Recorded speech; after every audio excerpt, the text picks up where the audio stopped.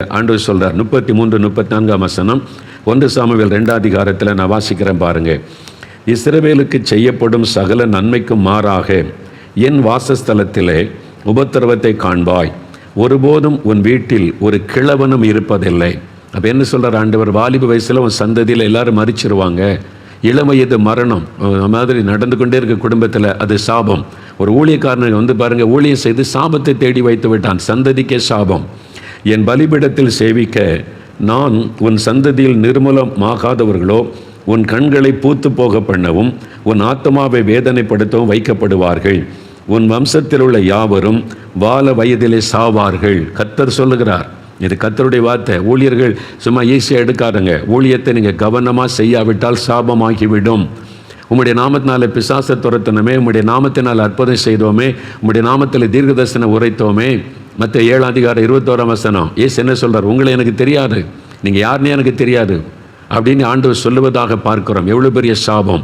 அதனால் ஊழியம் செய்தால் அவரும் ஆசீர்வாதம் வரும்னு நினைக்காருங்க. உண்மையும் உத்தமாய் ஆத்ம பாரத்தோடு இயேசு சொல்கிறபடி செய்கிற ஊழியங்கள் தான் ஆசீர்வதிக்கப்படும். வெறும் பணத்துக்காக புகழுக்காக ஆத்ம பாரம் இல்லாமல் ஆண்டவருடைய விருப்பத்தை அறிந்து கொள்ளாமல் இஷ்டப்படி வெறும் பணத்துக்கு புகழுக்கு ஊழியம் செய்தால், அப்படி நான் செய்தால் கூட எனக்கு ஐயோ, அது எனக்கு சாபம். அதனால் சாபத்தை உங்களுடைய சந்ததிக்கு தேடி வைக்காமல் இந்த நாளிலாவது மனம் திரும்பி ஒப்பு கொடுக்கணும். 2வது உதாரணம் பாருங்கள். 2 ராஜாக்கள் 5 அதிகாரம். 2 ராஜாக்கள் 5 அதிகாரத்தில் எலிசா தீர்க்கதரிசனுடைய வேலைக்காரன், அடுத்து தீர்க்கதரிசியாய் வர வேண்டியவன் கேயாசி. எலிசா கூடவே இருக்கிறான். அடுத்து அவன் தான் ஆண்டவர் தெரிந்து கொண்ட ஊழியக்காரன், தீர்க்கதரிசியாய் வர வேண்டியவன். அவன் பாருங்க, பணத்துக்கு நாகமானுக்கு பின்னால் போய் தீர்க்கதரிசி சொல்லி அனுப்பினார் என்று வெள்ளியையும் வஸ்திரங்களையும் ஏமாற்றி வாங்கி கொண்டு வருகிறான். அவனுக்கு வெள்ளி மேல் ஆசை, ட்ரெஸ்ஸு மேல் ஆசை, பொய் சொல்லி ஏமாற்றி அவன் வஞ்சனையாக வாங்கி கொண்டு வருகிறான். அப்பொழுது எலிசா அவனை பார்த்து என்ன சொல்கிறான் பாருங்க. 2 ராஜாக்கள் 5 அதிகாரம் 26, 27 வசனம். அப்பொழுது அவன் இவனை பார்த்து, அந்த மனிதன் நாகமான் உனக்கு எதிர்கொண்டு வர தன் ரதத்திலிருந்து இறங்கி திரும்புகிற போது என் மனம் உன்னுடனே கூட செல்லவில்லையா? பணத்தை வாங்குகிறதற்கும் வஸ்திரங்களையும் ஒலிவத்தோப்புகளையும் திராட்சை தோட்டங்களையும் ஆடு மாடுகளையும் வேலைக்காரரையும் வேலைக்காரிகளையும் வாங்குகிறதற்கும் இது காலமா? ஆகையால் நாகமானின் குஷ்டரோகம் உன்னையும் உன் சந்ததியாரையும் என்றைக்கும் பிடித்திருக்கும் என்றான்.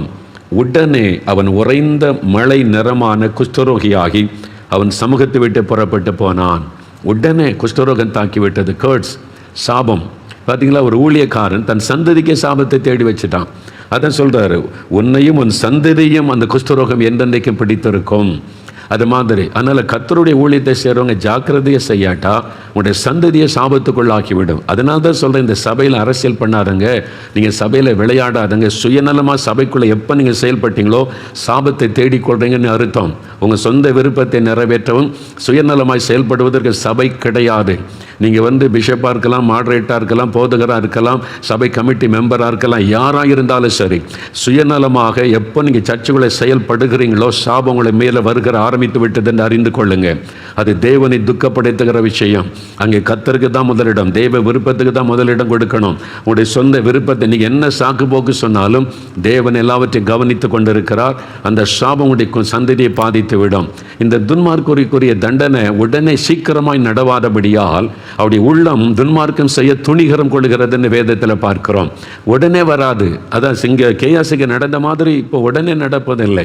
ஏன்னா இயேசுடைய கிருபை, மனம் திரும்ப வாய்ப்பு கொடுக்கிறார், சந்தர்ப்பம் கொடுக்கிறார். அதை கேட்டும் இருதயத்தை கடினப்படுத்தினீங்கன்னா சாபம் வந்து விடும்.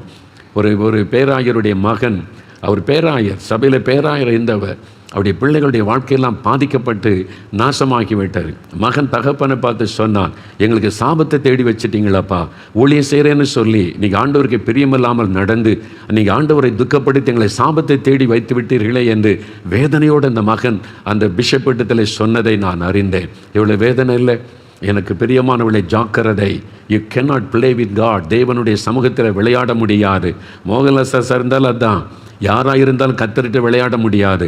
நான் சுயநலமாக சுய பெருமைக்காக ஏன் இஷ்டப்படி நான் இப்படி தான் செய்வேன், நீ ஆண்டவருடைய சித்தத்தை நாடாதபடி கத்தருடைய ராஜ்யத்தை கட்டுகிற இருதயமில்லாதபடி காணப்பட்டால் சாபம் என்று விடும். அதை நான் அறிந்திருக்கிறேன். வேதம் அதை சொல்லி எச்சரிக்கிறது. அதனால் ஊழியர்களுக்கும் அவருடைய சந்ததிக்கும் சாபம் தொடர்ந்து வந்துவிடும். அதில் பாதிக்கப்பட்ட பலரை நான் பார்த்திருக்கிறேன், அறிந்திருக்கிறேன். கவனம். இந்த சாபத்தினால் உண்டாகிற பாதிப்புகளை குறித்து உபாகம் 28 அதிகாரம், நீ உபாகம் 28 அதிகாரத்தை கவனமாக தியானிச்சிங்கன்னா இது சாபத்தினால் வந்ததா என்பதை நீங்கள் அறிந்து கொள்ள முடியும். உபாகம் 28 அதிகாரம் 15ஆம் வசனம் முதல் வாசிக்கும் போது சாபத்தினுடைய விளைவுகள் அங்கே சொல்லப்பட்டிருக்கிறது. சில காரியத்தை மாத்திர சொல்கிறேன், நீங்கள் விளங்கிக் கொள்ளுவீங்க. 20வது வசனம் பாருங்க. உபாகம் 28:20, 258வது பக்கம், பழைய ஏற்பாட்டில் ஆண்டவர் சொல்லுகிறார், என்னை விட்டு விலகி நீ செய்து வருகிற உன் துர்க்கிரியைகளின் நிமித்தம் சீக்கிரத்தில் கெட்டுப்போய் அழியும் மட்டும் நீ கையிட்டு செய்கிற எல்லாவற்றிலும் கர்த்தர் உனக்கு சாபத்தையும் சஞ்சலத்தையும் கேட்டையும் வர பண்ணுவார். நீ கையிட்டு செய்கிற எல்லாவற்றிலும் சமாதானமே இருக்காது, சஞ்சலம், குழப்பம், வேதனை இருந்துக்கிட்டே இருக்கும். கன்ஃபியூஷன் என்று சொல்லப்படுகிறது, அது இருந்து கொண்டே இருக்கும். 27-28 வசனம் பாருங்க. நீ குணமாகாதபடி கர்த்தர் உன்னை எகிப்தின் எரிபந்தமான பருக்களுக்கும் மூல வியாதியினாலும் சொறியினாலும் சிறங்கினாலும் வாதிப்பார். அது ஒரு வாதை. அந்த வீட்டில் வந்திருக்குன்னு சொல்லுவாங்கல்ல, வாதை. ஆண்டவர் சொல்றாரு, நீ குணமாகாதபடி உன்னை எந்த மருந்து சுகமாக்க முடியாது, எந்த ஆஸ்பத்திரிக்கு போனாலும் சுகமாகாது. அது உன்னை வாதிக்கும். எரிபந்தமான பருக்கள், மூல வியாதி, சொறி, சிறங்கு, அதனால் கர்த்தர் உன்னை வாதிப்பார். சாபம் எப்படி பாதிப்பை உண்டாக்குது, இதை நீ யோசித்துக் கொள்ளணும். 29வது வசனம் பாருங்க. உன் வழிகளில் ஒன்றும் உனக்கு வாய்க்காதே போகும். நீ என்ன செய்தாலும் வாய்க்காது. தோல்வி, தடைகள், ஏமாற்றம், ஒன்றும் வாய்க்காது. உதவி செய்வார் இல்லாமல் நீ எந்நாளும் ஒடுக்கப்படுகிறவனும் பறி கொடுக்கிறவனுமாயிருப்பாய். உனக்கு யாரும் உதவி செய்ய மாட்டாங்க. ஐயோ, யாருமே உதவி செய்ய மாட்டேங்கிறாங்களே, அப்படி கலங்குவேன். எந்நாளும் ஒடுக்கப்பட்டும் பறி கொடுத்தவனாகவும் இருப்பாய். இதெல்லாம் பாருங்கள் சாபத்துக்கான அறிகுறிகள். நீங்கள் உபாகம் 28 அதிகாரம் ஒவ்வொரு வசனத்தை கவனமாக வாசிங்க. இன்னும் நிறைய காரியம் இருக்குது, நீங்கள் தான் வேதத்தை வாசித்து அறிந்து கொள்ளணும். அதில் எல்லாமே எதை எடுத்தாலும் சாபம்னு சொல்லிடக்கூடாது. நான் தான் உங்களுக்கு திரும்ப சொல்கிறேன். ஒரு வியாதி வந்துட்டால் உடனே சாபம், ஒரு நஷ்டம் வந்துட்டால் உடனே சாபம், அப்படியும் சொல்லக்கூடாது. அதாவது இயற்கைக்கு மேற்பட்ட விதத்தில் மீண்டும் தோல்வி, எதை எடுத்தாலும் தொடர்ந்து நஷ்டம், தொடர்ந்து இழப்புகள், தொடர்ந்து மரணங்கள், தொடர்ந்து விபத்துகள். ஆஸ்பத்திரிக்கு போகாத நாளில் சம்பாதிக்கிற பணம் ஆஸ்பத்திரிக்கு போய்கொண்டே இருக்கிறது. இது மாதிரி தொடர்ச்சியான மரணங்களும் பாதிப்புகளும் நஷ்டங்களும் இழப்புகளும் தடைகளும் அவமானங்களும் நிந்தைகளும் தொடர்ச்சியாக வந்து கொண்டே இருந்தால் அது சாபத்தினுடைய அறிகுறி. நீங்கள் அதை அறிந்து கொள்ளணும். என்னப்பா வாழ்க்கையில் ஒரு முன்னேற்றமே வரமாட்டேங்குது, ஒரு ஆசீர்வாதமே நமக்கு இல்லையே, ஒரு உயர்வையே பார்க்க முடியல, ஒரு 4 அடி ஏறினா 8 அடி சறுக்கு தானே காணப்படுகிறாரு, வாழ்க்கையை எப்படி ஒரு கசப்பு, வாழன்ற எண்ணம், இதெல்லாம் சாபத்தினுடைய அறிகுறிகள், சாபத்தினால் உண்டாகிற பாதிப்புகள். இதை வைத்து எனக்கு அறிந்து கொள்ளலாம் சாபம் நம்முடைய வாழ்க்கையிலே கிரியை செய்கிறது என்று. சரி, முதலாவது சொன்ன கடவுளிடத்திலிருந்து வரக்கூடிய சாபம். 2வது மனிதனால் வரக்கூடிய சாபங்கள். ஆதியாகமம் 9ஆம் அதிகாரம் 21-25 வசனம் வாசிக்கும் போது, நோவா என்ற தேவ மனிதன் அவனுடைய மகன் செய்த ஒரு குற்றத்தினால அவனுடைய மகனையும் பேரனையும் சபித்தான் என்று எழுதப்பட்டு 25 வசனம், கானான் சபிக்கப்பட்டவன், பேரனை சபிக்கிறான். அதே மாதிரி இந்த தேசமே சாபத்துக்குள்ளாகி போனதை வேதத்திலே பார்க்கிறார். மனிதரிடத்திலிருந்து வரக்கூடிய சாபம். அவன் தகப்பனை துக்கப்படுத்தினதுனால் அவன் சபித்து விட்டான். 2 ராஜாக்கள் 2ஆம் அதிகாரம் 23-24 வசனங்கள் பாருங்கள். அங்கே எலிசாவை குறித்து பார்க்கிறோம். எலிசா தீர்க்கதரிசி. 2 ராஜாக்கள் 2ஆம் அதிகாரம் 23-24 வசனம். இல்லைங்க, ரொம்ப கவனமாக இருக்க வேண்டிய விஷயம் பாருங்கள். அங்கே எலிசா என்ற தேவனுடைய தீர்க்கதரிசி, அவன் அவ்விடத்தை விட்டு பெத்தேலுக்கு போனான். அவன் வழி நடந்து போகையில் பிள்ளைகள், சிறு பிள்ளைகள் பட்டணத்திலிருந்து வந்து அவனை பார்த்து மொட்டை தலையா ஏறிப்போ என்று சொல்லி நிந்தித்தார்கள். ஒரு தீர்க்கதரிசியை ஊழியக்கான பிள்ளைகள் நிந்திக்கிறாங்க, அவனை காயப்படுத்துகிறாங்க, அவமானப்படுத்துகிறாங்க. மொட்டை தலையா ஏறிப்போ என்று சொல்லி பரிகாசம் பண்ணி சிரித்து நிந்திக்கிறாங்க. அவனுடைய உள்ளத்தை காயப்படுத்தினதுனால அப்பொழுது எலிசா அவன் திரும்பி அவர்களை பார்த்து கர்த்தரின் நாமத்தினாலே அவர்களை சபித்தான். உடனே காட்டிலிருந்து 2 கரடிகள் புறப்பட்டு வந்து அவர்களில் 42 பிள்ளைகளை பீறி போட்டது. அவன் சபித்த உடனே கரடி புறப்பட்டு வந்து 42 பிள்ளைகளை கொண்டு போட்டு விட்டது என்று வேதம் சொல்லுகிறது. எலிசா செய்கிறது கரெக்டாக தப்பா அதை நான் பேச வரல, ஆனால் சாபத்தினால் உண்டான விளைவை பார்க்கிறோம். அதனால தான் புதிய ஏற்பாட்டில் நம்ம யாரையும் சபிக்காதங்க, ஆசீர்வதிங்கன்னு ஆண்டவர் சொல்லுகிறார். பழைய ஏற்பாட்டு காலத்தில் தீர்க்கதரிசிலாம் அப்படி தான் இருந்தாங்க. அவங்க அக்கினி இறங்கி அவனை பட்சிக்கட்டுன்னா இறங்கி பட்சித்து விடும், அந்த மாதிரிலாம் இருந்தாங்க. ஆனால் புதிய ஏற்பாட்டில் இயேசு நமக்கு அன்பை கற்றுக் கொடுத்து ஆசீர்வதிங்கன்னு சொல்லி கொடுத்திருக்கிறார். அதே சமயத்தில் ஒரு ஊழியக்காரனுடைய உள்ளத்தை காயப்படுத்தினால் சாபமாகிவிடும். அதனால் அவங்க துக்கப்பட்டு சபிச்சிட்டா அது சாபமாக்கி விடும். அதனால தான் நம்ம கவனமாக இருக்கணும். நீதிமொழிகள் 26:2 என்ன சொல்லுகிறது? காரணம் இல்லாமல் இட்ட சாபம் தங்காது. காரணம் இல்லாமல் ஒருத்தர் சும்மா நாள் சபிச்சுக்கிட்டே இருந்தால் அது பலிக்காது, பயப்பட தேவையில்லை. அவன் பக்கத்து வீட்டில் சபிக்கிறான், எதிர் வீட்டில் சபிச்சுட்டு போட்டோம், அது நம்மளை பாதிக்காது. காரணம் இருந்தால் அது சாபமாக்கி விடும். நான் எனக்கு தெரிந்த ஒரு ஊழியக்காரர் ஒரு கிராமத்துக்கு ஊழியத்து போயிருந்தார். அங்கே ஒரு சகோதரர் நல்ல பக்தியுள்ள விசுவாசி கூட்டத்தெல்லாம் ஒழுங்கு பண்ணியிருந்தார். அவர் சொன்னார், நான் புதுசாக ஒரு வீடு வாங்கியிருக்கிறேன் பிரதர், அந்த வீட்டில் தான் நீங்கள் தங்கணும் அப்படின்னு சொல்லி அந்த வீட்டில் கொண்டு போய் அவரை தங்க வைத்திருந்தார். அந்த வீட்டில் அவர் தங்கியிருந்தார். பார்த்தா அந்த வீட்டில் கீறலாக இருந்தது, வெடிப்பு விழுந்திருந்தது. தரையில் வெடிப்பு, சுவரெல்லாம் வெடிப்பு விழுந்து அது மறுபடியும் பூசி இருக்கிறாங்க, மறுபடியும் வெடிப்பு விழுந்திருக்கு. அப்போ திரும்ப இந்த ஊழியக்காரை பார்த்துட்டு கேட்டால், ஏன் பிரதர் இந்த வீடு வெடிப்பு விழுந்திருக்குது? அந்த சகோதரர் சொன்னால், தான் தெரியல பிரதர், நான் இந்த வீட்டை புதுசாக வாங்கினேன், வேறு ஒருத்தர்கிட்ட வாங்கியிருக்கிறேன். நான் எல்லாத்தையும் க்ளீன் பண்ணி புதுசாக்குனா வெடிப்பாக விழுது, தரை வெடிக்குது, சுவர் வெடிக்குது. நான் வாங்கும்போது அப்படி இல்லை, நான் அதை கொத்தி பூசி சரிப்படுத்தினாலும் மறுபடியும் அது வெடிக்கிறது, ஏன் நீ புரியவில்லை என்று சொன்னார். இந்த ஊழியக்காரர் நல்ல ஒரு வரம் பெற்ற ஊழியக்காரர். அவர் சொன்னார், நான் ஆண்டவரிடத்தில் அதை குறித்து விசாரிக்கிறேன் என்று சொல்லி இரவு நேரம் இந்த வீட்டிலே தனிமையாக தான் அவர் தங்கியிருந்தார். தேவ சமூகத்திலே ஜெபிக்கும் போது, ஆண்டவரை ஏன் இந்த வீடு வெடிக்கிறது, இந்த வீட்டில் அப்படி என்ன இருக்கிறது என்று அவர் ஜெபம் பண்ணின போது கர்த்தர் ஒரு காரியத்தை வெளிப்படுத்தி காண்பித்தார். என்னவென்றால், அந்த வீடு ஒரு சகோதரனுக்கும் சகோதரி குடும்பமாக இருந்தாங்க, பிள்ளைகளோடு, அவங்களுக்கு சொந்தம். அந்த சகோதரர் மரித்து விட்டார். இப்போ அவருடைய மனைவி விதவை ஆயிட்டாங்க. அவர் கணவர் உயிரோடு இருக்கும்போது இவரிடத்தில் கொஞ்சம் கடன் வாங்கியிருந்தார்.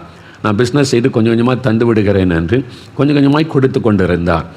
ஆனால் அவனுடைய கணவர் இறந்ததுனால இந்த விதவை சகோதரியால் என்ன செய்கிறது, வருமானத்துக்கு வழி இல்லை, பாதிப்பு, ரொம்ப கஷ்டப்பட்டு குழந்தைகளை வச்சு என்ன பண்ணுறதுன்னு தடுமாறி போனார்கள்.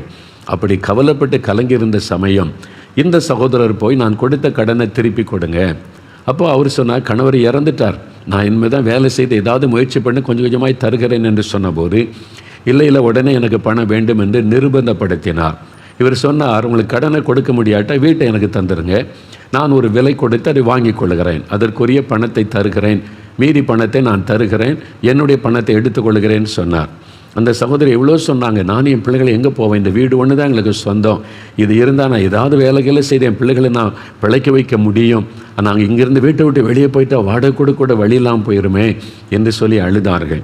இவர் சொன்னார், அதுக்கு நான் என்ன செய்ய முடியும், என்கிட்ட வாங்கின கடனுக்கு நீங்கள் பதில் செய்யணும்லன்னு சொல்லி இந்த வீட்டை எடுத்துக்கொள்வதிலே அவர் குறியாக இருந்தார்.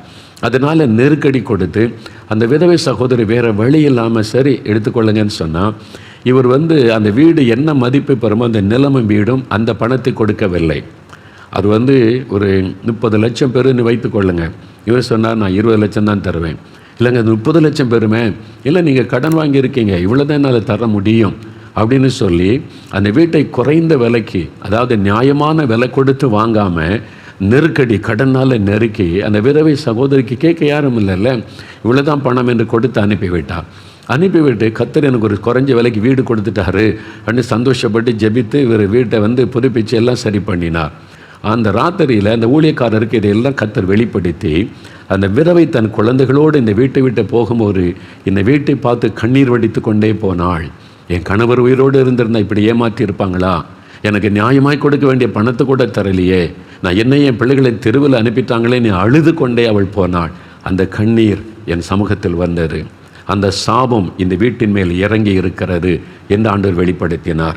அடுத்த நாள் காலை அந்த சகோதரர் வந்தார். விசுவாசி தான், நல்ல ஜெபிக்கிறவர், பைபிள் வாசிக்கிறவர், ஊழியெல்லாம் ஒழுங்கு பண்ணியிருக்கார்ல.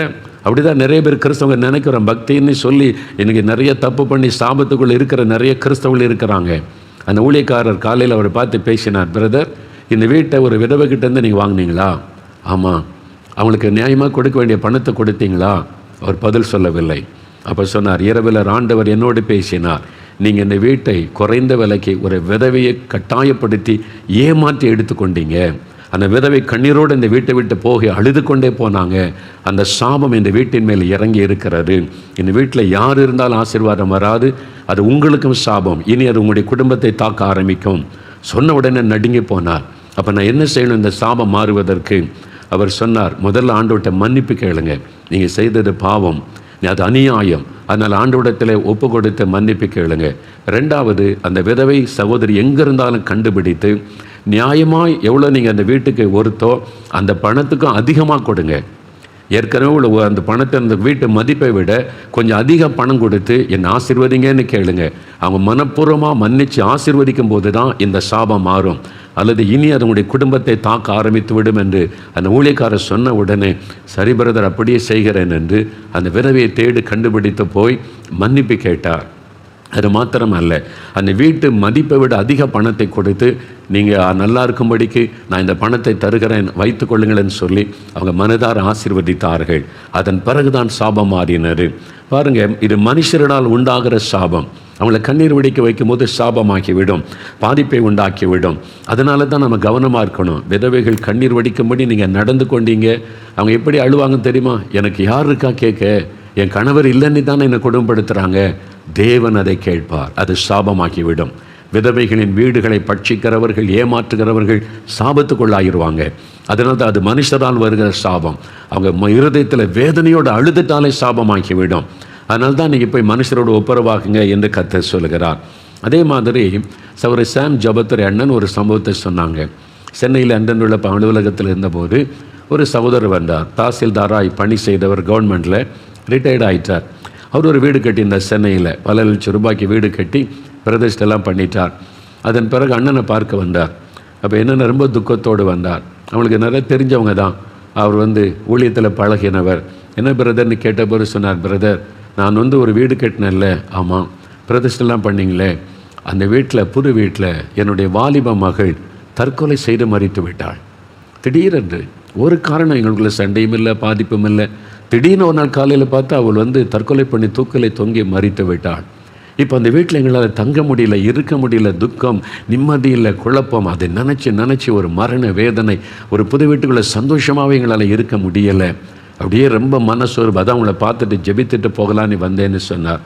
சாம் ஜபத்துறன்னு அவரை பார்த்து கேட்டாங்களா நேரடியாக, நான் உங்கள்கிட்ட ஒன்று கேட்குறேன், நீங்கள் மறைக்காமல் சொல்லணும். சரி, நீங்கள் இத்தனை லட்ச ரூபாய்க்கு பெரிய வீடு கட்டினீங்க. ஆமாம், அதில் உங்கள் சம்பள பணம் எவ்வளவு, நீங்கள் சம்பாதிச்சு உங்களுக்கு கிடைக்கப்பட்ட வருமானம் எவ்வளவு, லஞ்ச பணம் எவ்வளவுன்னு கேட்டாங்க. அவர் எதிர்பார்க்கவே இல்லை இப்படி கேட்பாங்கன்னு. அதிர்ந்து போனார். ஆனால் சொன்னார், பாதி பணம் லஞ்ச பணம் தான் பிரதர், நான் உண்மையை ஒத்துக்கிறேன், பாதி பணம் லஞ்ச பணம் தான். அப்போ தாங்க சொன்னாங்க, அது சாபம். லஞ்சம் கொடுக்கிற யாரும் ஒரு ஏழை, ஒரு சாதாரண மக்கள் நியாயமாக நீங்கள் கையெழுத்து போட்டு கொடுக்கறதற்கு காசு வாங்கினீங்கன்னா அவங்க ஆசீர்வதித்து கொண்டே தர மாட்டாங்க. ஒருவேளை அரசியல்வாதி பணக்காரை ஏமாற்றி அடுத்தவங்க சொத்தை எடுக்கிறதுக்குன்னா பணம் தருவான். ஆனால் நியாயமான காரியத்துக்கு வரக்கூடிய ஏழை மக்கள்கிட்ட நீங்கள் காசை பிடுங்குறீங்கல்ல, அவன் சபித்து கொண்டே தான் கொடுப்பான். எனக்கு வர வேண்டிய ஆசீர்வாதத்தை கூட நீ திருடுறியே அப்படின்னு சொல்லி உள்ளத்தில் சபித்து கொண்டே, வெளியில் சரி ஒரு தந்திரம் கையெழுத்து போட்டு தந்திரம் வாங்கினாலும் உள்ளத்தில் அவன் சபித்து கொண்டே போவான். அந்த சாபம் உங்களை தாக்கும், உங்களுடைய குடும்பத்தை பாதிக்கும். நீங்கள் வாங்கினதில் பாதி லஞ்ச பணம், அந்த லஞ்சம் சாபத்தை கொண்டு வந்து விட்டார், உங்கள் வீட்டில் பாதிப்பை கொண்டு வந்து விட்டார்.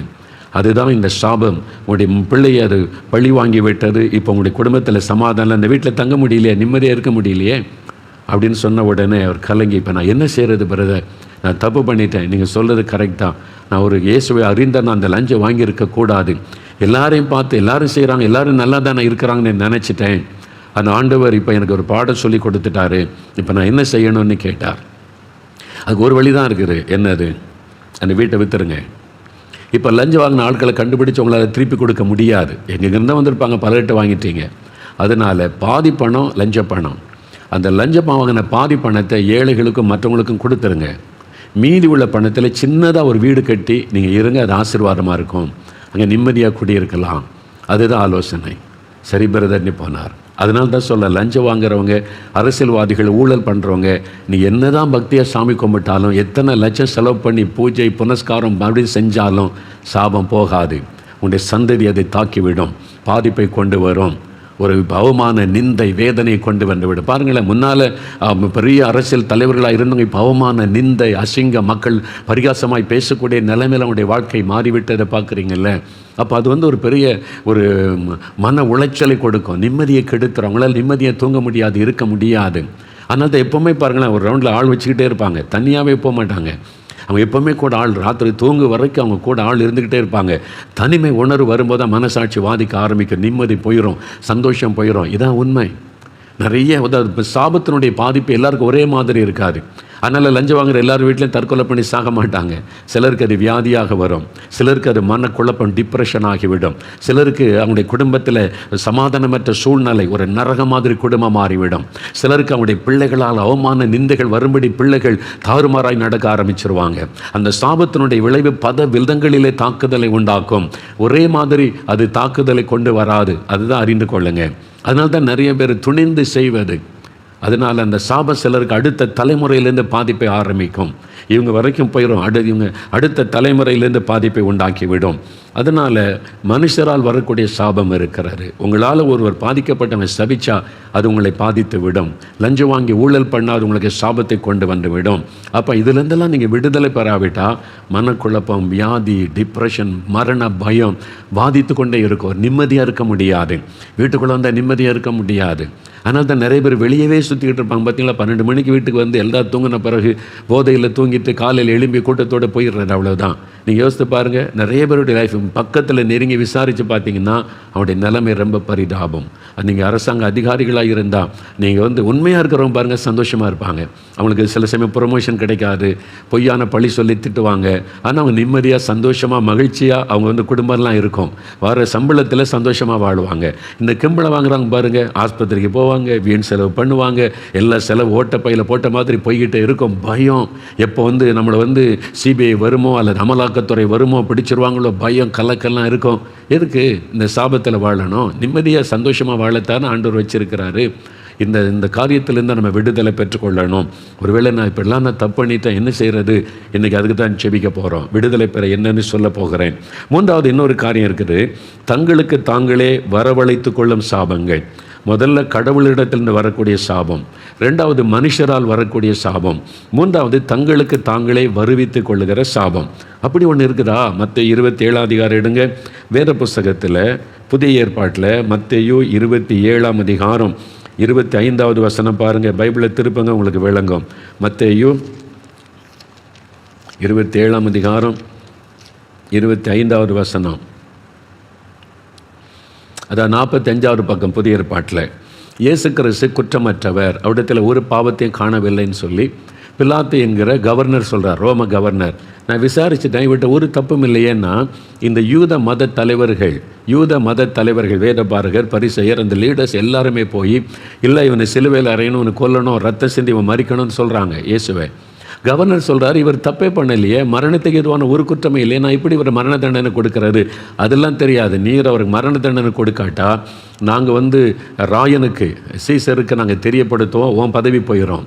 அப்போ பதவி போய்விடும் என்பதற்காக அந்த பிலாத்து செய்கிறான். சரி, இந்த ஆள் குற்றமற்றவர் தெரியுது, ஆனால் அவர் சிலுவையில் அறைந்தால் அது இரத்தப்பழி, இந்த இரத்தப்பழி என் மேலே இல்லை, கை கழுவிட்டு நீ உங்கள் பாடு, அதனால் இவனுடைய இரத்தப்பழிக்க நான் பாத்திரம் நல்லன்னு கை கழுவிட்டார்.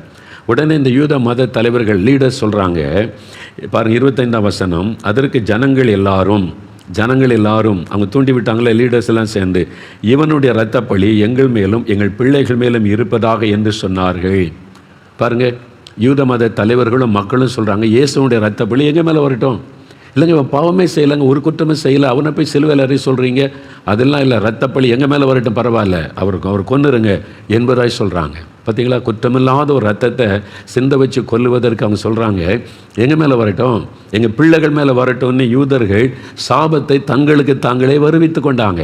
இதான் தங்களுக்கு தாங்களே சாபத்தை வருவித்து கொள்ளுவது, தங்களுக்கு தாங்களே வருவித்து கொண்ட அதனுடைய விளைவு கிபி 70 இயேசு சிலுவையில் அறையப்பட்ட 40வது வருஷத்தில் ரோமருடைய படைகள், தீத்ராயுடைய படைகள் எருசலேமை முற்றுகையிட்டார். லட்சக்கணக்கான யூதர்கள் கொல்லப்பட்டார்கள். எருசலேம் வீதிகளில் இரத்த ஆறு ஓடினார். குழந்தைகளை தரையில் மோதி அடித்து கொண்டார்கள். இது சரித்திரம்.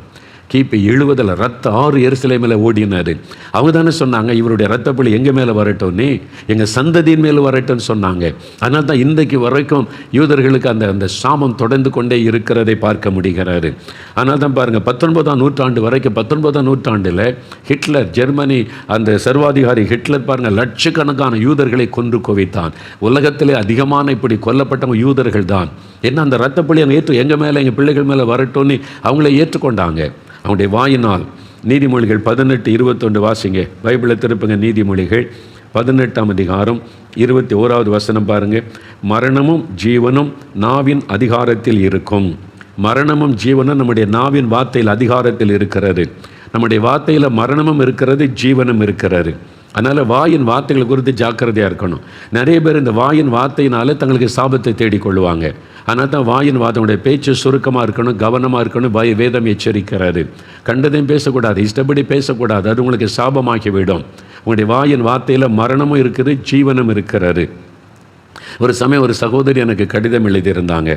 அவங்க என்னென்னா, அவங்களுக்கு திருமணம் ஆயிற்று, நல்ல ரட்சிக்கப்பட்ட சகோதரி. அவரும் கணவர் கிறிஸ்தவர் தான். திருமணம் ஆயிற்று, அவங்களை கர்த்தர் ஆசீர்வதித்தார், அவங்க கர்ப்பம் தரித்தார்கள். ரொம்ப சந்தோஷமாக கணவர் விட்டு வந்து கர்த்தர் என் கர்ப்பத்தை ஆசீர்வதித்து விட்டார்னு சொன்ன உடனே கணவர் என்ன வார்த்தை சொன்னார் தெரியுமா? இந்த குழந்தை வேண்டாம், இந்த குழந்தை வேண்டாம், அதை அழிச்சிரு. ஒரு கணவன் வாயிலிருந்து வந்த வார்த்தை.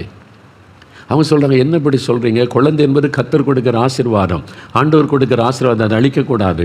அவர் சொன்னார், இல்லை இப்போ வேண்டாம், நமக்கு கொஞ்சம் 5 வருஷம் கழிக்கட்டும், நம்மெல்லாம் செட்டில் ஆகட்டும், பணம்லாம் சம்பாதிச்சு செட்டில் ஆன பிறகு குழந்தை பிறந்தா போதும், இப்போ வேண்டாம், 5 வருஷம் கழித்து கடிச்சா போதும், இந்த குழந்தை அழிச்சிரு, குழந்தை வேண்டாம். அவங்க சொன்னாங்க, அப்படி முடியாது, இது கர்த்தர் கொடுத்தது, அதை அழிச்சா அது பாவம், உருவான குழந்தை அழிப்பது பாவம்னு இந்த சகோதரி போராடுறாங்க. ஆனால் அந்த கணவர் விடலை. கிறிஸ்தவராக இருந்து துணிகரமாக தினவாதிப்பு, மனைவியை வாதிச்சு நீ குழந்தை அழிக்கலாம், டைவர்ஸ் பண்ணிடுவேன், என் கூட வாழ முடியாதெல்லாம் சொல்லி பயங்கரமாக தொந்தரவு கட்டாயப்படுத்தி ஆஸ்பத்திரிக்கு கொண்டு போய் கர்ப்பத்தை அழித்து விட்டார். அவங்களுக்கு ரொம்ப துக்கம். ஆண்டவர் கொடுத்த ஒரு ஆசீர்வாதத்தை இந்த ஆள் வேண்டாம் என்று அழித்து விட்டாரே என்று. ஆனால் அவருடைய தொந்தரவு அவரே போய் கட்டாயப்படுத்தி கொண்டு போய் அவளை வேதனைப்படுத்தி அழித்து விட்டார். இப்போது 5 வருஷம் கழித்து பெற்றுக்கலான்னு சொன்னார்ல, 15 வருஷம் ஆகிவிட்டார், குழந்தை இல்லை.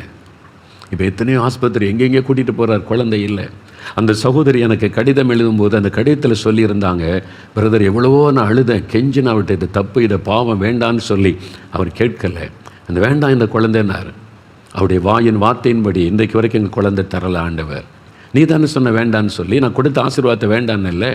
15 வருஷம் ஆகிவிட்ட குழந்தை. இப்போது எனக்கு என் கணவர் மேலே வெறுப்பு வந்து விட்டார். அவரோடு வாழவே எனக்கு பிடிக்கவில்லை, ஒரு சந்தோஷமே இல்லை. இவர் கர்த்தருக்கு விரோதமாய் ஒரு பாவத்தை செய்த மனிதன் என்று அவர் கூட எனக்கு வெறுப்பு தான் காணப்படுகிறது என்று. அதான் உண்மை. அந்த சாபம் பாருங்கள், அந்த குடும்பத்தின் சந்தோஷம், சமாதானம் எல்லாம் போய்விட்டது. பணம் இருக்கலாம், கார் இருக்கலாம், வீடு இருக்கலாம், நான் சம்பாதிச்சேன், செட்டில் ஆகிட்டேன்னு சொல்லலாம். சாபம். கர்ப்பத்தில் உருவான குழந்தையை அழிப்பது சாபம். கிறிஸ்தவ பெற்றோர் உங்களுடைய பிள்ளைகளை இதில் கண்டிக்காவிட்டால் நீங்களும் சாபத்துக்கு பங்காளிகள். அதனுடைய விளைவை நீங்கள் சந்திக்க வேண்டியது வரும். உங்களுடைய மகனோ மகளோ இந்த பாவத்தை செய்கிறா கண்டிக்கணும். இது தப்பு, இது ஆண்டவருக்கு விரோதமான பாவம்னு சொல்லணும். நீங்கள் சொல்லாமல் பிள்ளைகளுக்கு ஜால்ரா போட்டிங்கன்னா அந்த சாபம் உங்கள் கண் முன்னால் உங்களுடைய பிள்ளைகளுடைய வாழ்க்கை அழிவதை நீங்கள் பார்ப்பீங்க. சாபம். எப்படி ஒரு குழந்தை அழிக்க முடியும்? உங்களுக்கு தெரியுமா? கருவில் ஒரு குழந்தை உருவாகி அழிச்சிட்டா அந்த குழந்தை பரலோகத்தில் இருக்குது தெரியுமா உங்களுக்கு? நிறைய குட்டி குட்டி பிள்ளைகள்லாம் இருக்காங்களா கர்ப்பத்தில் அழிக்கப்பட்ட. நாளைக்கு ஆண்டவருக்கு முன்னால் போனால் அந்த பிள்ளை சொல்லலை, இவன் தான் என்னை அழிச்சவன், இதுதான் காரணம். எப்படி பரலோகத்து போக முடியும்? பரலோகத்து போக முடியாது. குழந்தை அழித்த ஒரு கொலைகாரன், ஒரு கொலைகாரி எப்படி பரலோகத்து போக முடியும்? அது கொலை. கருவில் உருவான ஒரு குழந்தை அழிப்பது ஒரு கொலைக்கு சமம். அதனால் அறிந்து கொள்ளுங்கள், அந்த சாபத்தை கொண்டது வாயினால் உண்டான சாபம். வேண்டான்னு சொன்னார்ல, எனக்கு வேண்டான்னு சொல்லி. எனக்கு ஒரு ஊழியக்காரன் நண்பர் உண்டு. ஒரு சமயம் ஒரு அனுபவத்தை சொன்னார். ஒரு ஊழியத்துக்கு போயிருக்கும்போது ஒரு சகோதரி ஒரு கைக்கு குழந்தை கொண்டு வந்தாங்க. அது அழுதுகிட்டே இருக்குது, வியாதிப்பட்டு எலும்பும் தோலுமா ஒரு மாதிரி இருக்குது. ஐயா, எத்தனையோ ஆஸ்பத்திரி கொண்டு போயிட்டேன், எங்கெங்கேயோ பார்த்துட்டேன், குழந்தை சுகமாகலை, கஷ்டப்படுத்திக்கிட்டே இருக்கேன், குழந்தையோட சுகத்துக்காக ஜெபம் பண்ணுங்க அப்படின்னு சொல்லி கையில் கொடுத்தோன்னே அந்த குழந்தையை பார்க்குறேன், எலும்பும் தோலுமா கஷ்டப்பட்டு அழுது கொண்டே இருக்கிறது, வியாதிப்பட்ட குழந்தை. அவர் ஜெபிக்க கண்ணை மூடின ஆண்டவர் சொல்லுகிறாராம், இந்த தாய் தான் இந்த குழந்தையுடைய வியாதிக்கு காரணம் அப்படின்னு. இவர் அதிர்ச்சி அடைஞ்சிட்டார். என்ன ஆண்டவரே சொல்கிறீங்க?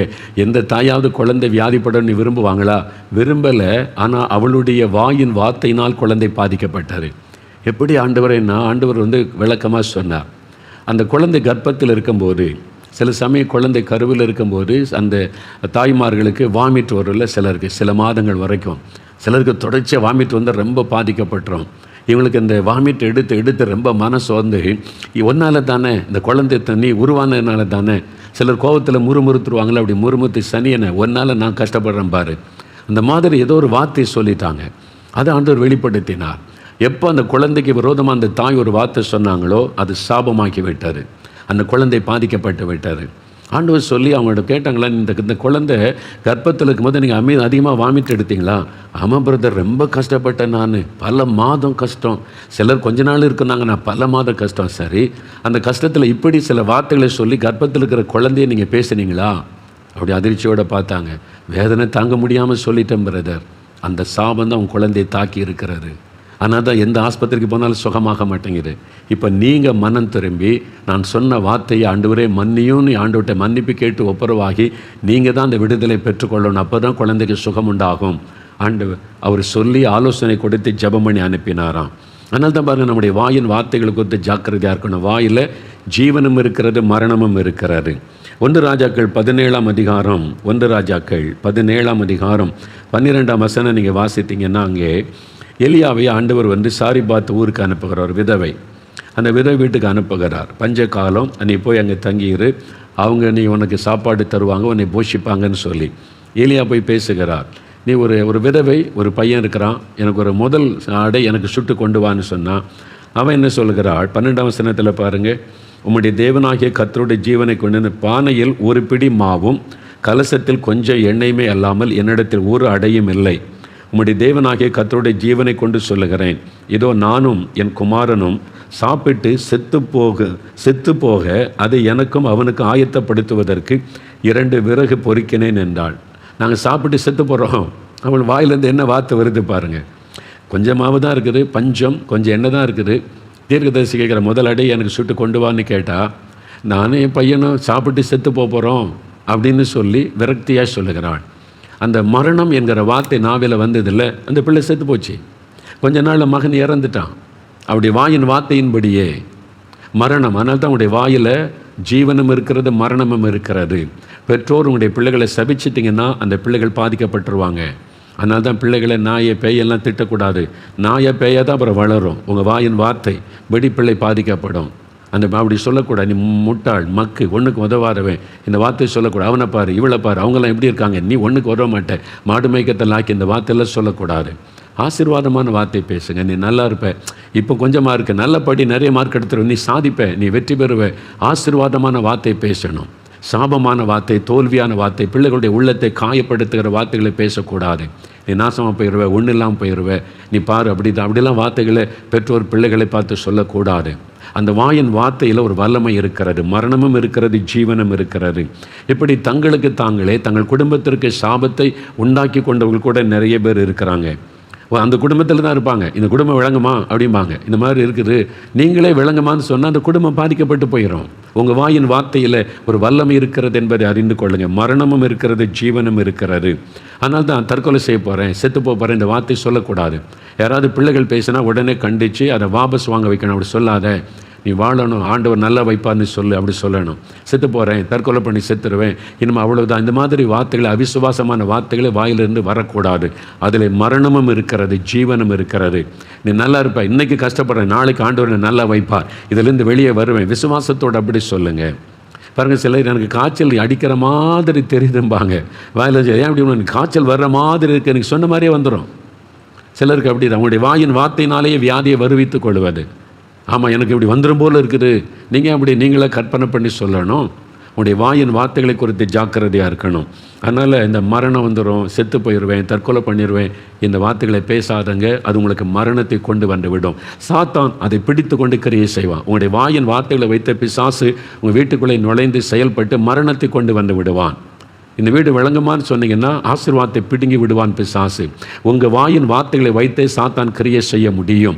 அதனால தான் வசனம் சொல்லுகிறது, உங்களுடைய வார்த்தையில் மரணமும் இருக்கிறது, ஜீவனும் இருக்கிறது, ஜாக்கிரதையா இருங்க.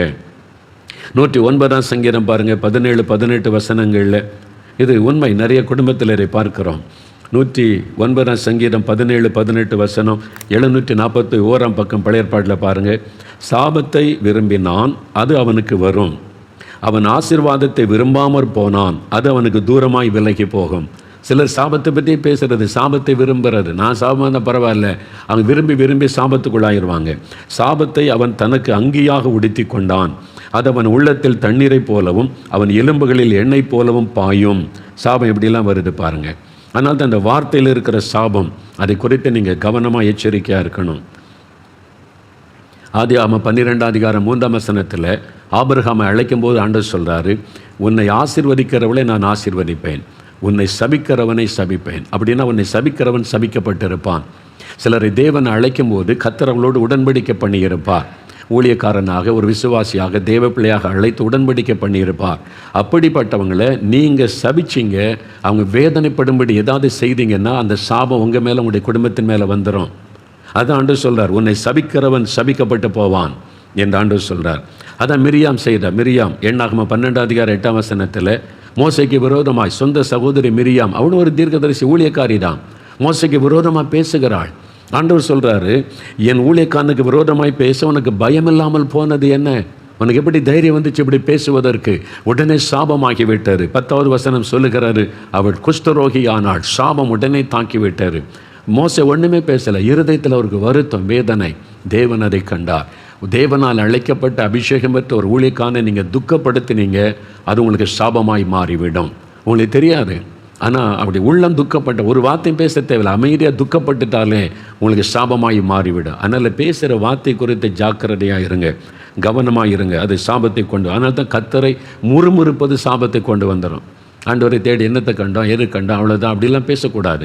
உடைய வாயின் வார்த்தைகளுக்கு எச்சரிக்கையாக இருக்கணும். இது தங்களுக்கு தாங்களே வருவித்து கொள்ளுகிற ஒரு சாபம். சரி, இப்போது தேவனிடத்திலிருந்து சாபம், ஏதோ ஒரு பாவம் செய்துட்ட சாபம், என் முன்னோருடைய பாவத்தினால சாபம் தொடருது. நான் என்னை யாரும் சபிச்சிட்டாங்க, சிலர் என்னால் பாதிக்கப்பட்டு நான் சாபத்துக்குள்ளாயிட்டேன், என் வார்த்தையினாலே எனக்கு சாபம் ஆயிட்டு. இப்போ விடுதலை பெறுவது எப்படி? நான் சாபத்துக்குள்ளே இருக்கிறது தெரியுது, நான் தப்பு பண்ணிட்டேன், பாவம் செய்துட்டேன், முன்னோருடைய பாவம் சாபமாக தொடருது, அந்த பாதிப்பு வந்துக்கிட்டே இருக்குது. விடுதலை பெறுவது எப்படி? இதான் முக்கியம். நல்லா கவனிங்க, சாபத்திலிருந்து விடுதலை பெறுவது எப்படி? கலாத்தியர் 3:13 எடுத்துக்கொள்ளுங்க, நான் உங்களுக்கு சொல்கிறேன். இப்போ தான் முக்கியமான நேரம், நல்ல கவனிங்க.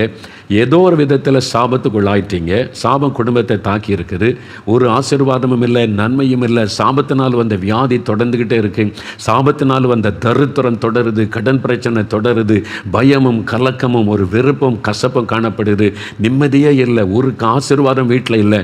இப்போ இதிலிருந்து விடுதலை பெற்று ஆசீர்வாதமாக இருப்பது எப்படி? அதுதான் சொல்லித்தரேன் உங்களுக்கு. ஒரு 4 காரியம் நல்ல கவனமாக கேட்டு நம்ம ஜெபிக்க போகிறோம். நல்ல கவனிங்க. முதலாவது, விசுவாசிக்கணும். விசுவாசியுங்க. எதை விசுவாசிக்கணும்?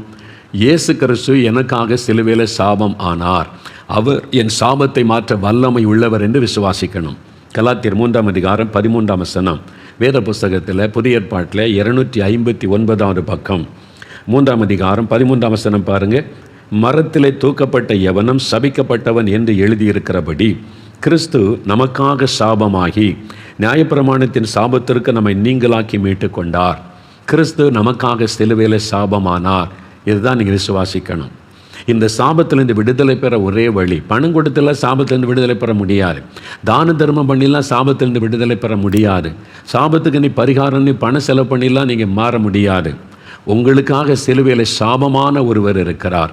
அவரால் தான் உங்களுடைய சாபத்தை ஆசீர்வாதமாய் மாற்ற முடியும், சாபத்தினுடைய வல்லமையை முறிக்க முடியும், சாபத்திலிருந்து விடுதலை கொடுக்க முடியும். ஏன்? இயேசு சிலுவையிலே நமக்காக சாபம் ஆனார் என்று வேதம் சொல்லுகிறாரு. அதை நீங்கள் விசுவாசிக்கணும். அவ்வளோதான். எப்படி சொல்கிறீங்க அப்படின்னு கேட்டிங்கன்னா, மத்தேயு 27:29-30 நீங்கள் வாசிக்கும்போது, இயேசுவை சிலுவையில் அறையுவதற்கு முன்பாக ரோம போர் சேவகர்கள் அவரை அடித்து காயப்படுத்தி சிறுமைப்படுத்தி வேதனைப்படுத்தி கொண்டிருந்தாங்க. வாரினால் அடித்து ரத்தம் சிந்தப்பட்டு கொண்டிருந்தது. அந்த சமயத்தில் 29-30 பாருங்கள். முள்ளுகளால் ஒரு முடியை பின்னி இயேசுவின் சிரசின் மேல் வைத்து அவர் வலது கையில் ஒரு கோலை கொடுத்து இயேசுவுக்கு முன்பாக முழங்காற்படியிட்டு, யூதருடைய ராஜாவே வாழ்க என்று அவரை பரியாசம் பண்ணினார்கள். 30வது இயேசுவின் மேல் துப்பி அந்த கோலை எடுத்து அவர் சிரசில் அடித்தார்கள். முள்ளுகளினால் ஒரு முடியை பின்னி, இவர் ராஜான்னு சொல்கிறாங்களே மக்கள் எல்லாம், ராஜாவுக்கு கிரீடம் வைப்பன்னு முள்ளுகளால் ஒரு முடியை பின்னி தலையில் வச்சு கோலை வச்சு அடிக்கிறாங்க. அந்த முற்கள் தலையில் அப்படியே பதிகிறது. இஸ்ரவேல் தேசத்தில் பலவிதமான முற்கள் இருக்கிறது.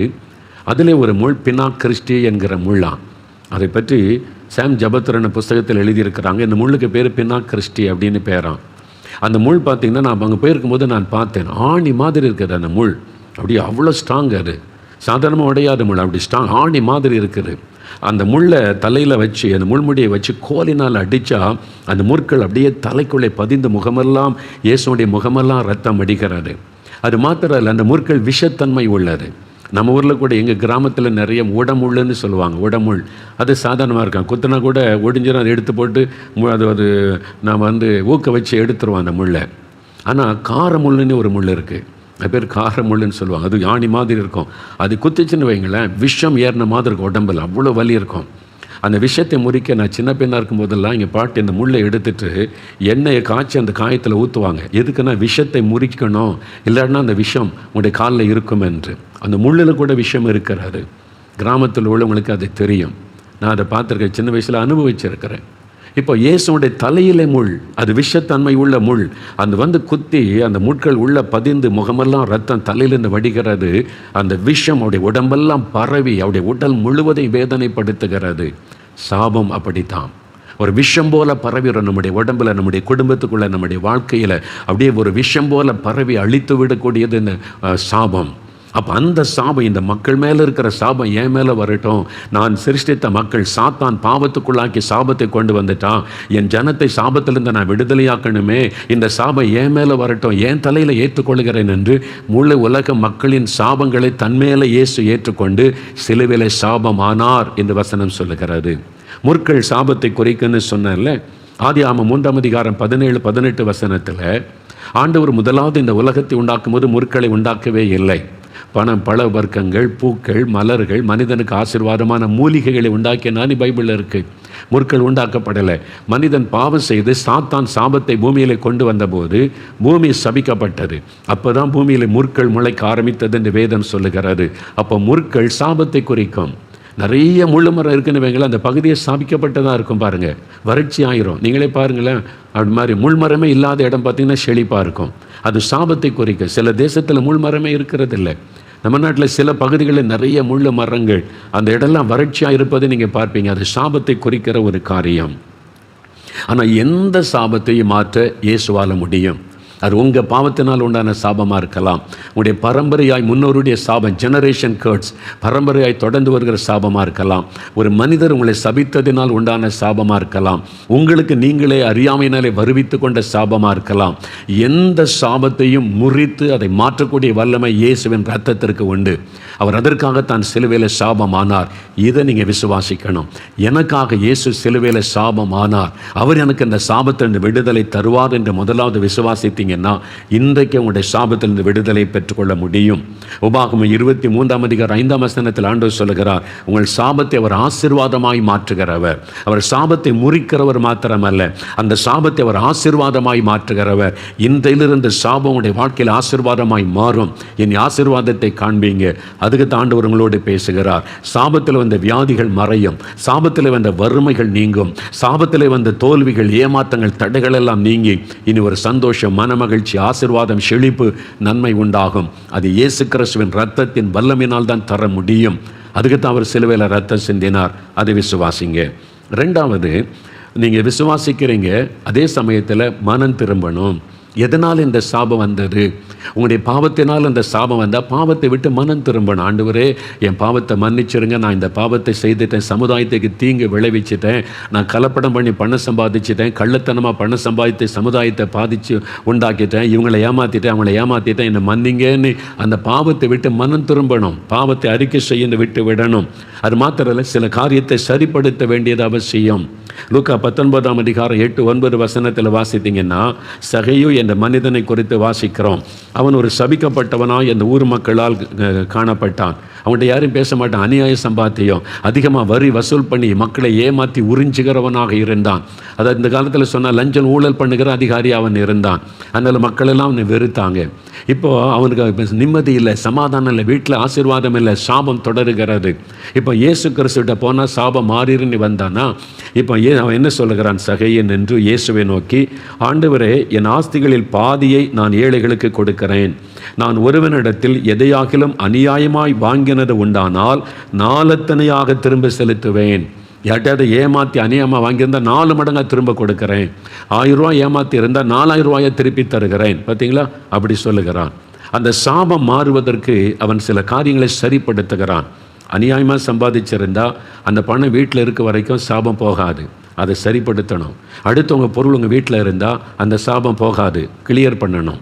உங்கள் மூலமாக யாராவது பாதிக்கப்பட்டிருந்தால் அவங்களோட ஒப்புரவாகி சரிப்படுத்தி கொள்ளணும், மன்னிச்சிடணும், மன்னிப்பை பெற்றுக்கொள்ளணும். இதெல்லாம் செய்யும்போது தான் சாபத்திலிருந்து விடுதலை உண்டாகும், சரிப்படுத்தி கொள்ளணும். ஸ்மித் விக்கில்ஸ்வொர்த் என்ற தேவ மனிதர் கடந்த நூற்றாண்டில் இங்கிலாந்து தேசத்தில் தேவனால் வல்லமையாய் பயன்படுத்தப்பட்டவர், விசுவாச அப்போஸ்தலன் என்று அழைக்கப்பட்டவர். கர்த்தர் கொண்டு பலத்த அற்புதங்களை செய்தார். ஒரு சமயம் ஒரு கூட்டத்தில் பிரசங்கம் முடித்து ஜெபிக்க அநேகர் வரிசையாக வரும்போது ஒருவருக்காய் ஜெபம் பண்ணினார். அவர் கரமைத்து ஜெபிக்கும் போது பலத்த அற்புதம் நடக்கும். ஒரு மனிதர் வந்தார், எனக்கு இப்படி ஒரு வியாதி, டாக்டர்ஸ்கிட்ட போனால் என்னென்னவோ மருந்துகள், என்னென்னவோ ட்ரீட்மெண்ட் எல்லாம் எடுத்து பார்த்துட்டு சுகமே ஆக மாட்டேங்குது, என்ன பண்ணன்னு தெரியலன்னு டாக்டர்ஸ் சொல்கிறாங்க, ஆனால் நான் வாதிக்கப்பட்டு கொண்டிருக்கிறேன், எனக்காக ஜெபம் பண்ணுங்கன்னு சொன்னார். இந்த ஸ்மித் விக்கில்ஸ்வொர்த் தேவ மனிதர் அவருக்காக ஜெபிக்க கண்ணை மூடின போது திடீர்னு ஆண்டவர் ஒரு காட்சியை காண்பித்தார். உடனே கண்ணை திறந்து அவரை பார்த்து கேட்டார், 10,000 பவுண்டு என்று ஆண்டவர், இங்கிலாந்தில் பவுண்டு அதான் அவனுடைய மணி பேர், நம்ம ரூபாய்ன்றல பவுண்டு, 10,000 பவுண்டின் என் கண் முன்னால் தேவன் ஒரு காட்சியை காண்பிக்கிறார். 10,000 பவுண்டுக்கும் உனக்கு என்ன சம்பந்தம்? இதில் ஏதோ ஒரு காரியம் இருக்கும், வியாதிக்கும் அதுக்கு சம்பந்தம் இருக்கிறது. 10,000 பவுண்டுன்னு எனக்கு ஆண்டவர் காண்பிக்கிறார், என்ன விஷயம் என்று கேட்டார். அவர் நடுங்கி போனார். அவர் சொன்னார், ஐயா, என் சகோதரன் நான் சேர்ந்து தான் பிஸ்னஸ் பண்ணோம், சேர்ந்து தான் சம்பாதிச்சோம். என் சகோதரன் சமீபத்தில் மரித்து விட்டான். அவன் மரித்ததுனால சொத்தெல்லாம் பகிர்ந்து என் சகோதரனுடைய மனைவி பிள்ளைகளுக்கு வீடு நிலங்கள் சிலதெல்லாம் கொடுத்தேன். ஆனால் பேங்கில் 20,000 பவுண்டு இருக்கிறது. அதில் 10,000 பவுண்டு என் சகோதரன் மனைவிக்கு தான் போனேன், அந்த விதவைக்கு. நான் சொல்லிட்டேன், உங்களுக்கு வீடு தந்திருக்கேன், நிலம் தந்திருக்கிறேன், பணம் தரமாட்டேன்னு சொல்லிட்டேன். அப்போ நியாயமாக அந்த விதவைக்கு கொடுக்க வேண்டிய 10,000 பவுண்டை தரமாட்டேன்னு ஏமாற்றிட்டார். அதை தான் ஆண்டவர் காமிச்சு, அதை தான் காமிச்சிருக்கிறாரோ, அதுதான் நீ ஒருத்தரை ஏமாற்றி பணம் எடுத்திருக்கிறல்ல, ஒரு விதவை ஏமாற்றி இருக்கல்ல, உன் சொந்த சகோதரனை ஏமாற்றி வஞ்சித்திருக்கிறல்ல, அதான் இந்த வியாதி, சாபம் வந்து விட்டது. உன்னை யாரும் காப்பாற்ற முடியாது, எந்த ஆஸ்பத்திரியும் காப்பாற்ற முடியாது. ஒரே வழி, அந்த $10,000 கொண்டு போய் என் சகோதரன் மனைவிகிட்ட கொடுத்து என்னை மன்னிச்சிரு, ஆசீர்வதின்னு கேளு, அப்போ தான் உனக்கு வியாதி மாறும். அதான் ரிசல்ட்டு. இதை சரிப்படுத்தணும். பார்த்தீங்களா, நிறைய பேர் நினைக்கிற எல்லா பாவமும் செஞ்சுட்டு ஏசிக்கிட்டு வந்து மன்னிச்சிருங்கன்னு கேட்டால் மன்னிச்சிருவார், பல்லத்து போலன்னு நினைக்கிறாங்க. போக முடியாது ஐயா. சகையு பாருங்கள், ஆஸ்திகளில் பாதி ஏழைகளுக்கு கொடுக்கிறார், அநியாயமாய் வாங்கினதை 4 மடங்காக திருப்பி கொடுக்கிறார். ஏசன்னானி ஒரு பாஸ்டர் ஆந்திராவில் எனக்கு நல்ல நண்பர், இப்போ அவர் தேவனுடைய ராஜ்யத்தில் இருக்கு. ஒரு சமயம் ஒரு நடந்த சம்பவத்தை எனக்கு சொன்னார். அவங்க சபை விசுவாசி, வட இந்தியாவில் இருந்தாங்க, இப்போ இந்தியாவுக்கு வந்துட்டு இவங்க சபைக்கு தான் வருவாங்க. அப்படி மனைவி வியாதிப்பட்டு மரணப்படுக்கையில் ஆயிட்டாங்க. இவர் நல்ல விசுவாசி, சபையிலெல்லாம் ஜெபிச்சாங்க. ஒரு நாள் சொன்னார், பாஸ்டர் எங்கள் வீட்டில் வந்து மனைவிக்கு ஜெபம் பண்ணுங்க சொன்னோன்னே சரி என்று இவர் போனார். அப்படி மனைவி மரணப்படுக்கையில் இருக்கிறாங்க. எவ்வளவோ ஜெபம் பண்ணியாச்சு, சுகம் இல்லை. ஆஸ்பத்திரிக்கு போயாச்சு, சுகம் இல்லை. மரணக்கட்டு, எழும்ப முடியல, அவ்வளோதான். உடனே ஜெபம் பண்ணுங்க பாஸ்டர்னு இவர் போய் படுக்க பக்கத்துலன்னு கண்ணை மூடி இயேசுவேன்னு சொன்னார். அவர் கண் முன்னாலே தேவன் ஒரு காட்சியை காண்பித்தாராம். என்னடா இப்படி ஒரு காட்சி வருதுன்னு அவரால் நம்ப முடியல, சொல்லாமல் திரும்ப திரும்ப அந்த காட்சி வருது. என்னன்னு கேட்டால், சப்பாத்தி சுடுற கல் இருக்குல்ல, சப்பாத்தி சுடுவாங்க, அது நார்த் இந்தியாவில் அங்கே மெயின் உணவுன்றதுனால நல்ல விதவிதமான சப்பாத்தி சுடுற கற்கள் இருக்கும். அந்த பாத்திரம், அந்த தோசைக்கல் மாதிரி சப்பாத்தி கல், அது வந்து அப்படியே ஆடுதான் அவர் கண் முன்னால். இவர் கண்ணை மூடி இவங்களோட சுகத்துக்கு ஜெபிச்சா சப்பாத்தி கல் வந்து ஆடுதான். இவருக்கு புரியல, இது எதுக்கு நமக்கு தெரியுது. 2-3 முறை ஜெபிச்சா 2-3 முறையும் அதே மாதிரி. உடனே இவர் என்ன பண்ணார், கணவர் பார்த்து, ஆண்டவர் வந்து சப்பாத்தி கல்லை காமிக்கிறாரு, அதுக்கும் உங்களுக்கு என்ன சம்பந்தம் அப்படின்னு கேட்டார். அந்த கணவர் சொன்னார், இது தானே என் மனைவிட்ட சொல்லி கேட்கலையே. இவருக்கு அதிர்ச்சி, என்னது சப்பாத்தி கல்லுக்கு இந்த அம்மா வியாதிப்பட்டதுக்கு என்னங்க சம்பந்தம் இருக்குது. கணவர் சொன்னார், வட இந்தியாவில் நாங்கள் இருந்தோம்ல, அப்போ எங்கள் பக்கத்து வீட்டில் ஒரு நார்த் இந்தியன் ஃபேமிலி இருந்தாங்க. அவங்க தினம் சப்பாத்தி சுடுவாங்க, மெயின் உணவு அவங்களுக்கு அதானே. அப்போ எண்ணெல்லாம் போடாமல் சப்பாத்தி சுட்ட ஒரு கல், நானும் ஒரு கல்லெல்லாம் வாங்கி கொடுத்தேன், இது சரியாக வரமாட்டேங்குதுன்னு அவங்க வீட்டில் இரவலுக்கு கொஞ்சம் கொடுங்க சப்பாத்தி கல்லை, நான் உங்களுக்கு தந்து விடுகிறேன்னு என் மனைவி இரவலுக்கு வாங்கினதை அதில் வச்சு சுட்டு அவங்களுக்கு ரொம்ப திருப்தியாக நல்லா இருந்துச்சு. அந்த கல் மேலே ஆசை வந்து விட்டார். இப்போ அங்கேருந்து அவங்க அவங்க தென்னிந்தியாவுக்கு திரும்பி வரணும் சொந்த ஊருக்கு. அவங்க இப்போ புறப்படுறாங்க, வேலை முடிஞ்சு டிரான்ஸ்ஃபர் ஆகி வரும்போது பக்கத்து வீட்டிலேருந்து வாங்கின சப்பாத்தி கல் திருப்பி கொடுக்கல, அதையும் பேக் பண்ணுறாங்க. அவருடைய கணவர் சொன்னாரா, இது பக்கத்து வீட்டு அவங்களுக்கு உள்ளதில்லை, அது கொடுத்துடுவான்னா. இல்லை, இது ரொம்ப நல்லா இருக்குது, நம்ம ஊரில் இப்படி கல்லெலாம் கிடைக்காது, இதை கொண்டு போயிடலாம். அவங்களே கேட்கல, மறந்துட்டாங்க. இல்லை அது தப்பு, அடுத்தவங்கள்ட்ட கல்லுக்கு வாங்கின திருப்பி கொடுத்துரு, அல்லது போய் சொல்லு இது மாதிரி எனக்கு தாங்கன்னு கேளு. அப்படிலாம் இல்லை, அவங்களே மறந்துட்டாங்க, சும்மா இருங்கன்னு பேக் பண்ணி கொண்டு வந்துட்டாங்க. இப்போ அந்த வீட்டை தேடி இருப்பாங்கல்ல, ஒரு இரவுலாம் ஒரு கல் கொடுத்தேன் திரும்பி தரலையே அது அவங்க தேடும்போது நினச்சிருப்பாங்கல்ல, அடுத்தவங்களுடைய பொருளை இச்சிப்பதே ஒரு பாவம். அது அவங்களுக்கு தெரியாமல் திருடி கொண்டு வருவது ஒரு பாவம். அவங்க நம்பி கொடுத்ததை திருப்பி தருவாங்கன்னு நம்பி கொடுத்ததை திருப்பி கொடுக்காமல் இருந்து நம்பிக்கை துரோகம். எவ்வளோ பாவம் அதுக்குள்ளே இருக்குது பார்த்தீங்களா? நம்ம நிறைய பேர் இதெல்லாம் நினைக்கிறது இல்லை, சாதாரணமாக எடுத்துக்கொள்கிறோம். ஆனால் அதனுடைய பாதிப்பு தான் இன்றைக்கு அந்த சாபம். அந்த குடும்பம் வேதனைப்பட்டிருப்பாங்க, நம்ம கல் கொடுத்தமே தராமல் போயிட்டாங்களேன்னு சொல்லி. அது சாபமாய் மாறிவிட்டது, பாதிப்பை உண்டாக்கி விட்டு. கர்த்தர் அதை காமிக்கிறார். இவருக்கு எப்படி தெரியும்? கர்த்தரை காமிக்கிறார். ஜெபிக்கும் போது சுகத்துக்காக ஜெபிக்கும், இதுதான் தடை. அவர் சொன்னார், இந்த சப்பாத்திக்கல்லை திருடி கொண்டு வந்தது இந்த சுகம் பெறுவதற்கு தடை. அது ஒரு கேர்ட்ஸு. இன்னொருத்தருடைய பொருளை இச்சித்தீங்களே, திருடி கொண்டு வந்தீங்களே, அது கேட்டு வாங்கியிருக்கலாம், அப்படி தப்பு இல்லை. ஆனால் நீங்கள் நம்பிக்கை துரோகம் பண்ணி கொண்டு வந்துட்டீங்க. நம்பி கொடுத்தாரு, தெரியாமல் வந்திருந்தால் அது கூட கண்டுபிடிச்சு திருப்பி கொடுக்கணும். ஆனால் வேணும்னே நீங்கள் கொண்டு வந்தீங்களே, அது எவ்வளோ பெரிய தவறு. அந்த கணவர் சொன்னார், இதை மனைவிட்டு அப்போவே நான் சொன்னேன், கேட்கல. இப்போ அந்த சகோதரி படுக்கையில் கண்ணீர் வடிக்கிறாங்க பாருங்கள். நிறைய பேர் நம்ம உணர்வதே இல்லை. ஏதோ ஒரு காரணம் இருக்கிறத யோசிங்க. காரணம் இல்லாமல் இட்ட சாபம் தான் தங்காது. ஒரு காரணம் இருந்தால் அது உங்களை பாதித்து கொண்டே இருக்கும். நீங்கள் ஏன் பாதிக்கப்பட்டு கொண்டே இருக்கிறீங்க? ஏன் சுகமாக மாட்டேங்க? ஏன் டாக்டர்ஸால் கண்டுபிடிக்க முடியல? ஏன் மருந்துகள் வேலை செய்ய மாட்டேங்குது? யோசித்து பாருங்கள். சரிப்படுத்தணும். நீங்கள் அடுத்தவங்களுடைய நிலத்தை எடுத்துற ஒரு சப்பாத்தி கல்லுக்கு எப்படின்னா, அடுத்தவங்க நிலத்தை எடுத்துக்கிறது, அடுத்தவங்களுடைய பணத்தை வஞ்சிக்கிறது, நம்பி வேலை கொடுத்தா நம்பிக்கை துரோகம் பண்ணி எஜமானுடைய பணத்தை திருடுவது. ஒரு ஆர்கனைசேஷன்லேருந்து கொஞ்சம் கொஞ்சமாக பணத்தை திருடிட்டு போய் இவர் ஒரு ஆர்கனைசேஷன் ஆரம்பிச்சிருவார். ஆசீர்வாதமாக இருக்குன்னு நினைக்கிறீங்க? சிலர் ஊழியமே ஆரம்பிச்சிருவாங்க. இந்த ஊழியத்தில் திருடி அவர் போய் ஊழியம் ஆரம்பிக்க, அந்த ஊழியத்தை கர்த்தர் ஆசீர்வதிப்பாரா? சாபம். சாபத்தை கொண்டு வரும். நீ திருடிட்டு வந்த, ஏமாற்றிட்டு வந்த, உன்னை நம்பிக்கை கொடுத்ததை நம்பிக்கை துரோகம் பண்ணின, உன்னை நம்பி பொறுப்பு கொடுத்தவங்களை நீ பேசுவது, எழுதுவது, அவங்களுடைய காரியத்தை திருடுவது, பொய்யான காரியத்தை பரப்புவது நம்பிக்கை துரோகம், சாபமாகிவிடும். எல்லாம் அறிந்து கொள்ளுங்க, சாபம்.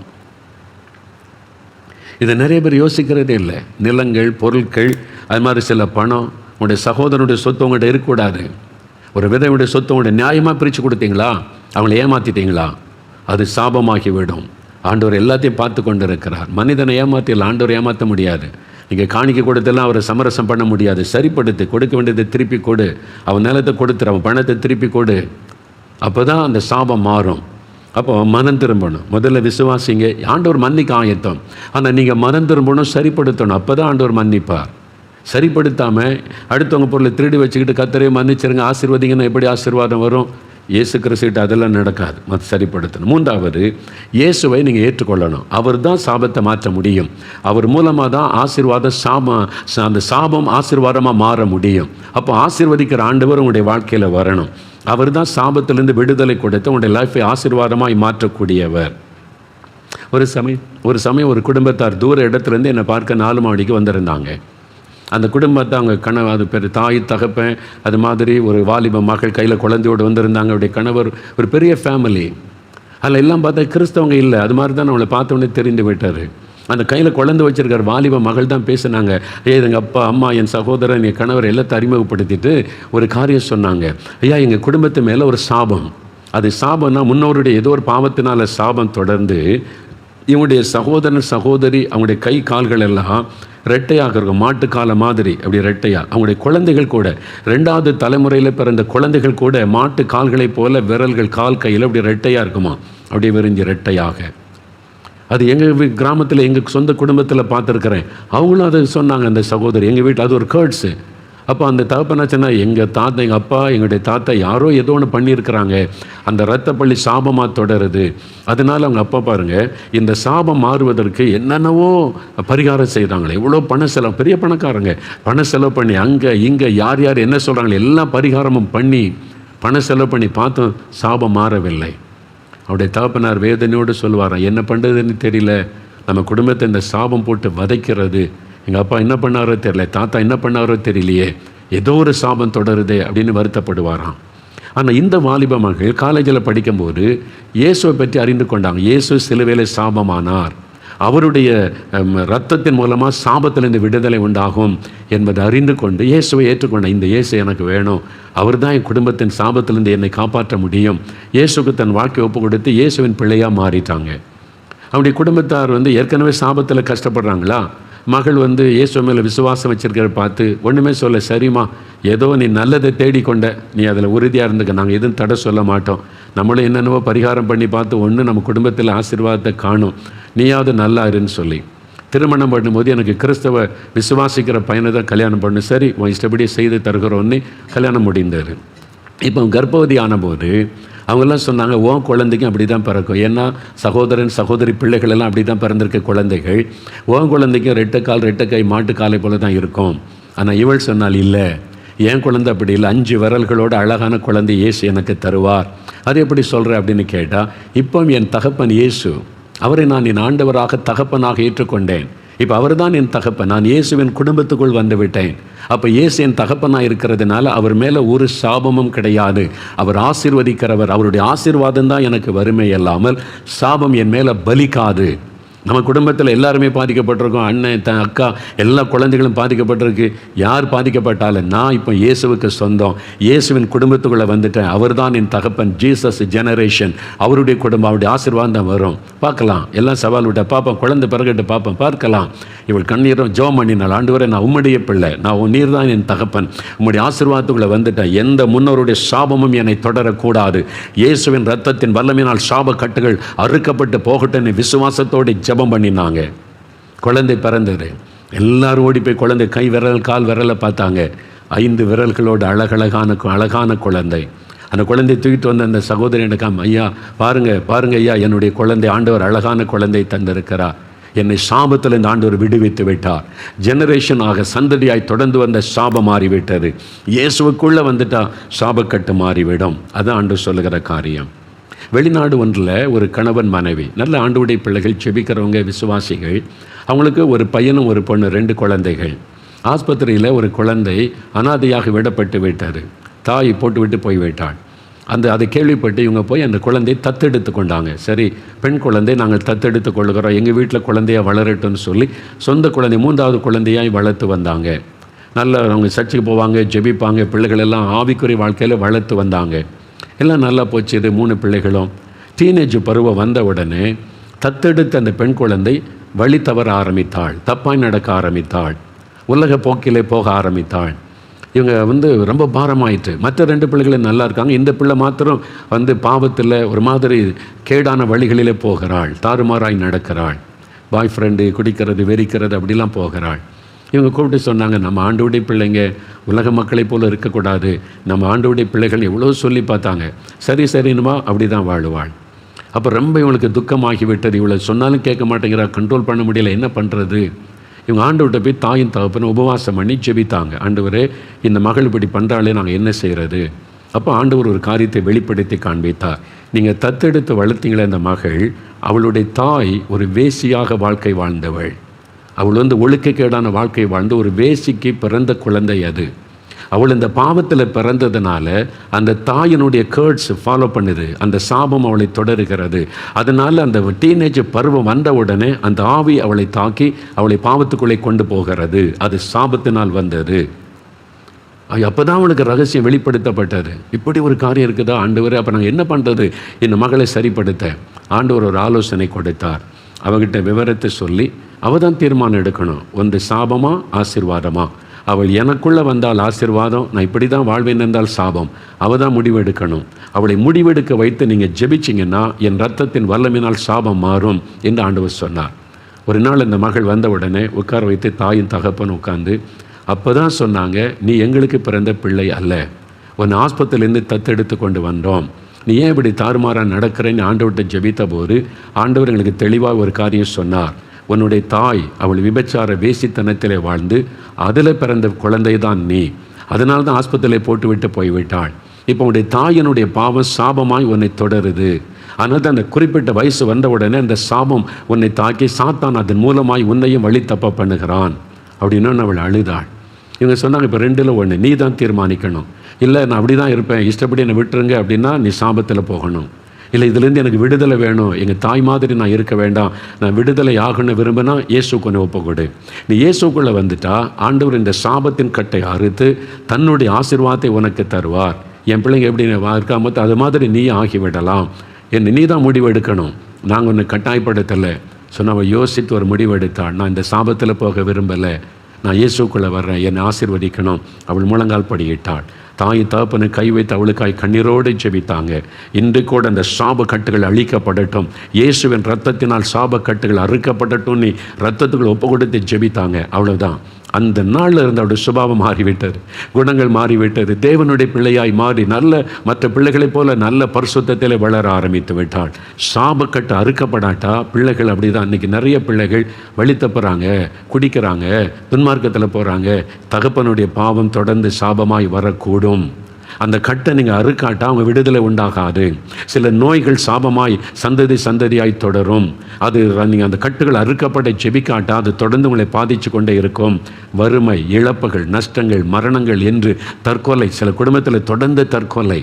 ஐயோ, ஒருத்தருக்கு மாத்திரம் தற்கொலை பண்ணி சாகுறாங்க, வருஷத்தில் ஒருத்தர் செத்துக்கிட்டே இருக்காங்கம்பாங்க. அது ஒரு சாபம். அந்த சாபத்தில் கிரியை செய்கிற ஆவி. அப்போ இயேசுக்கு உங்களை ஒப்பு கொடுத்து அவருக்குள்ளே வரும்போது அவருடைய ஆசீர்வாதத்துக்குள்ளே நீங்கள் வர்றீங்க.